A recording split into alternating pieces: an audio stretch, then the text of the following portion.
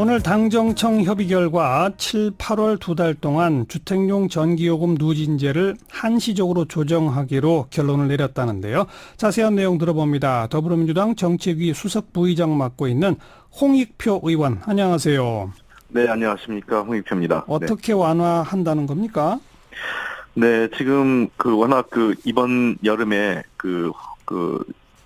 폭염으로 많은 국민들이 고생을 하고 계시기 때문에 누진제에 따른 전기요금 부담을 좀 더 다소 완화하기 위해서 지금 현재 구간이 200km, 400km로 지금 구간 구분이 돼 있거든요. 누진제가요. 그래서 200을 300km로 그다음에 400을 500km로 각각 100kW씩 상향 조정한 것입니다. 그렇게 되면 전기요금은 얼마나 낮아집니까? 총액은 저희가 추정컨대 한 2,761억 원 정도 추정을 하고 있고요. 가구당 평균액을 하면 한 1,370원 정도 줄어드는데 좀 더 제가 알기 쉽게 말씀을 드리면요.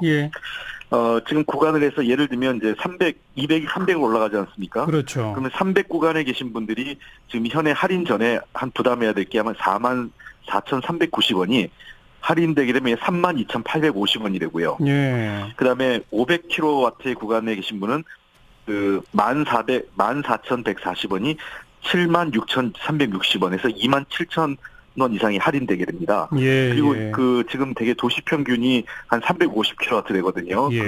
근데 많은 분들이 되게 이제 에어컨을 쓰게 되면 올라가는 게 대략 한 550kW나 600kW 정도 됩니다.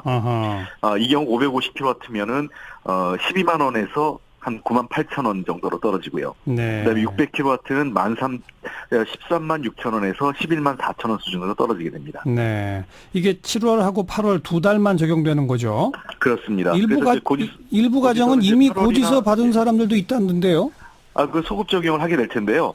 되게 여기서 7, 8월에 사용하신 거기 때문에 고지서는 8월과 9월에 나오는 것에 적용되게 될 것입니다. 그러니까 이미 고지서를 받으신 분은 9월 달 고지서를 받을 때 그러면 한꺼번에 깎아서 나온다 이렇게 되겠군요. 네, 그렇게 할인 추가 적용을 받게 되실 겁니다. 이와 별도로 또 사회적 배려 계층에 대한 특별 지원도 하신다고요? 그건 어떻게 하는 겁니까?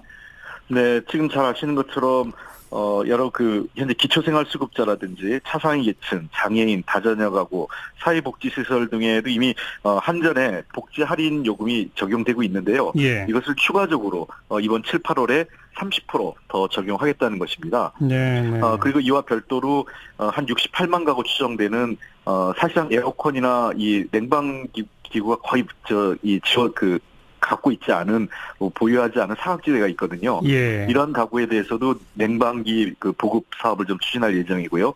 특히 출산 가구에 대해서는 지금 출생 이후 1년까지만 지금 할인을 해주고 있는데 이걸 만 3세까지 3년간 지원하는 방안도 지금 추진을 하고 있습니다.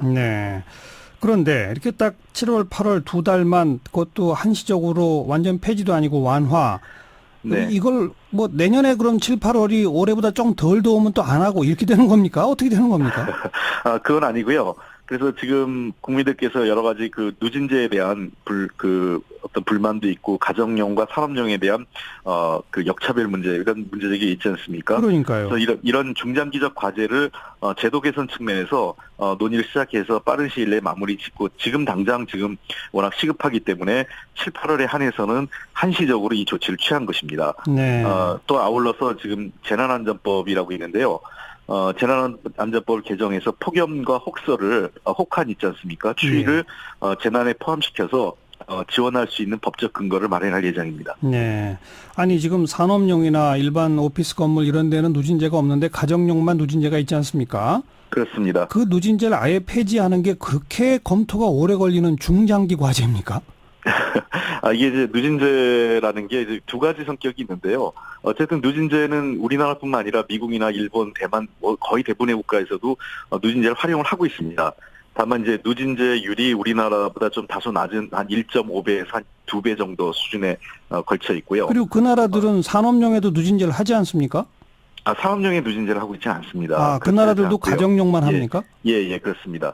근데 산업용 같은 경우에는 지금 우리 같은 경우, 만약에 지난번에 사실은 제가 6단계에서 3단계로 조정할 때에도, 중장기 과제 중에 하나는 산업용에 대한 전기요금 어떻게 할 건가에 대한 문제가 지적이 됐었거든요. 예, 예. 그래서 그 문제가 같이 검토가 돼야 될 필요가 있고, 그 다음에 보다 근원적으로 전기라는 것은 많은 분들이 좀 오해가 있는 것 중에 하나는 자동차나 무슨 텔레비전하고 다른 게 전기는 마냥 많은 소비를 하는 것이 좋은 건 아니거든요. 네. 그러니까 예를 들면 우리나라 같은 경우가 지금 1인당 소비량, 전력 소비량을 보면 미국 다음에 2등을 하고 있어요. 예. 그러니까 최근에 미국도 한 2, 3년 전부터 전력 소비량이 정체 내지는 감소 추세인데 우리는 최근 꾸준히 2007년도부터 지속적으로 전력 소비가 지금 증가하고 있는 추세는 분명합니다. 이게 근데 가정용의 탓이 문제가 아니라 예. 분명한 것은 산업용에 있습니다. 가정용은 그렇죠. 13% 안팎이고 산업용이 한 57, 8% 되기 때문에 그렇죠. 주 원인은 산업용에 있기 때문에 예. 그래서 끊임없이 저희가 산업용 전력 전기요금을 현실화해야 된다 하는데 그때마다 일부 보수 언론이나 경제지에서는 뭐 산업 경쟁력이나 경제에 미치는 영향 얘기하면서 반대해 왔지 않습니까? 예. 그 당시에 자유한국당도 반대를 했었고요. 예. 그런데 최근에는 자유한국당 의원조차도 가정용 누진제 전면 폐지 법안을 내고 있지 않습니까? 근데 저는 그렇게 되면 반드시 전 찬성을 합니다. 그렇게 하는 거예요. 그러려면 자유한국당에서 분명히 얘기해야 될 것은 산업용 전기를 현실화하는 거에 대해서 동의를 해 주셔야 되는 거죠. 네, 네. 근데 그 부분은 또 찬성을 안 할 가능성이 높습니다. 그게 연동돼 있다 이 말씀이군요. 그렇습니다. 그 부분을 같이 해줘야만 이 한전이 파산할 수는 없지 않습니까? 알겠습니다. 네. 좀 아까 홍익표 의원이 잘 지적했습니다만 사실 오해의 소지가 있는 게 1인당 전기 소비량이라고 하는 표현입니다. 전기 총 사용량을 인구로 나누니까 1인당 전기 소비량이 나오지만 우리나라는 다른 나라들에 비해서 가정용이 차지하는 비중 자체가 워낙 낮잖아요. 그렇습니다. 그러니까 1인당 전기 소비량 그러면 집집마다 전기를 많이 쓰는 걸로 사람들이 착각하는데 집집마다 쓰는 전기를 보면은 유럽 국가나 미국보다 우리가 훨씬 적지 않습니까? 그렇습니다. 지금 제 OECD 평균을 보면 이미 제가 산업위에서 여러 차례 지적을 했는데 유럽 같은 경우는 산업용이 한 35%, 그다음에 상업용, 그러니까 이런 오피스텔이나 어떤 음식점 같은 상업용이 한 30% 되고 가정용도 한 30% 됩니다. 그렇게 예. 균형을 3분의 1씩 되는데 우리는 아주 비정상적으로 산업용이 거의 60% 가까이 되고 가정용은 13%밖에 안 돼서 유럽에 비해서는 비중이 절반밖에 안 되는 겁니다. 예. 따라서 많은 국민들은 산업용 전기료를 좀 올려라. 그리고 네. 가정용 누진제는 없애라. 이런 바람이라는 건 읽고 계신 거죠? 네, 저도 찬성을 합니다. 그래서 그 전제는 산업용 전기를 현실화하면서 가야 되는데 지금까지는 과거 박근혜 정부 때도 그렇고 당시 여당이었던 당시 새누리당에서 산업용 전기요금 현실화에 대해서는 부정적 입장이었고 그때마다 사실은 일부 보수 언론 중심으로 해서 반대 의견을 했거든요. 산업에 예. 미치는 영향 얘기하면서요. 예. 근데 지금 아시다시피 미국에서 최근에 한국 철강 문제에 대해서 반덤핑 문제 제기할 때 지나치게 낮은 전기요금이 사실상 정부 보조금 성격이 있다라는 문제를 지적하면서 맞아요. 반덤핑 문제까지 걸고 나오기 때문에 예. 이런 문제에 대해서 근원적인 고찰이 필요합니다. 그렇죠. 일각에서는 산업용 전기요금 올리면 결국은 그게 물건값 올라가는 걸로 소비자 부담이 가중될 거 아니냐라는 지적도 있습니다만 산업용 전기요금을 좀 현실화시켜야 제조업체들도 전기를 좀 덜 쓰는 방향으로 기술 혁신을 하지 않을겠어요?